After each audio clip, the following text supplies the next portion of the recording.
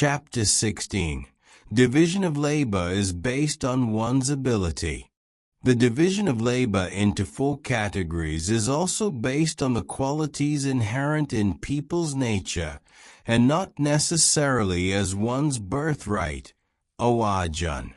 Intellectuals who have serenity, self-control, austerity, purity, patience, honesty, spiritual knowledge, spiritual experience, and belief in God are labeled as intellectuals, Brahman.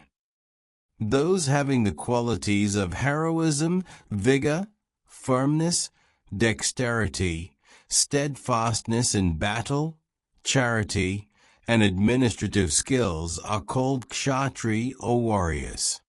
Those who are good at cultivation, cattle rearing, business, trade, and industry are known as Vaishya merchants. Those who are very good in service and labor-type work are classed as laborers. Attain salvation by duty, discipline, devotion. One can attain the highest perfection by devotion to one's natural work. Listen to me, how one attains perfection while engaged in one's natural work. One attains perfection by worshipping the Supreme Being, from whom all beings originate, and by whom all this universe is pervaded, through performance of one's natural duty for Him. One's inferior natural work is better than superior unnatural work even though well performed.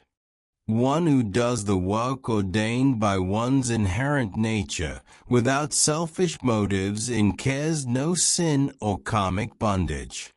One's natural work, even though defective, should not be abandoned because all undertakings are enveloped by defects as fire is covered by smoke, O Arjun. The person whose mind is always free from attachment, who has subdued the mind and senses, and who is free from desires, attains the supreme perfection of freedom from the bondage of calm by renouncing attachment to the fruits of work. Learn from me briefly, O Arjun, how one who has attained such perfection, the freedom from the bondage of calm, attains the supreme person, the goal of spiritual knowledge. Endowed with purified intellect, subduing the mind with firm resolve, turning away from sound and other objects of the senses, giving up likes and dislikes, living in solitude, eating lightly, controlling the mind, speech, and organs of action, ever absorbed in yoga of meditation, taking refuge in detachment, and relinquishing egotism, violence, pride, lust, anger, and proprietorship. One becomes peaceful, free from the notion of I and my, and fit for attaining oneness with the Supreme Being. Absorbed in the Supreme Being, the Serene One neither grieves nor desires. Becoming impartial to all beings, one obtains my Param Bhakti, the highest devotional love. By devotion one truly understands what and who I am in essence. Having known me in essence, one immediately merges with me. A calm yogi attains the eternal immutable abode, by my grace, even while doing all duties, just by dedicating all action to me with loving devotion. Sincerely offer all actions to me, set me as your supreme goal, and completely depend on me. Always fix your mind on me, and resort to calm yoga. When your mind becomes fixed on me, you shall overcome all difficulties by my grace. But if you do not listen to me due to ego, you shall perish. Karmic bondage and the free will.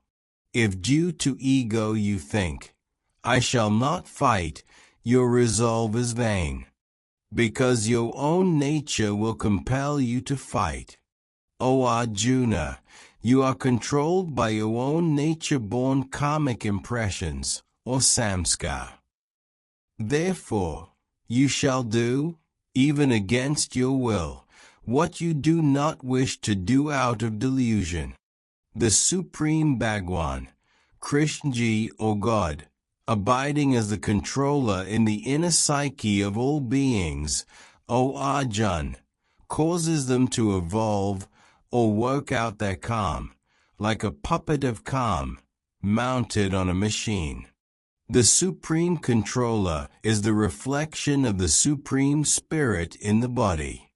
The Supreme Bhagwan organizes, controls, supervises, and directs everything in the universe. Human being is like a puppet of calm mounted on a body, which is the vehicle of transmigration. The word evolve refers to working out one's calm. Thus we become the puppet of our own calm created by our free will. The Bhagwan has made karmic laws as the controller of all living beings.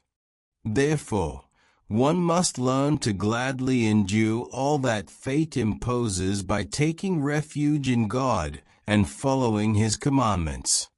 Veds declare that the Bhagwan, using his law of calm, makes us dance as a juggler would make his monkey dance. Without the laws of calm, the scriptural injunctions, prohibitions, as well as self-effort, would have no value at all. Calm is the eternal justice and the eternal law. As a result of the working of eternal justice, there can be no escape from the consequences of our deeds. We become the product of our own past thinking and action. Therefore, we must think and act wisely at the present moment, using the scriptures as a guide. Seek refuge in the Supreme Bhagwan alone with loving devotion, O Arjun.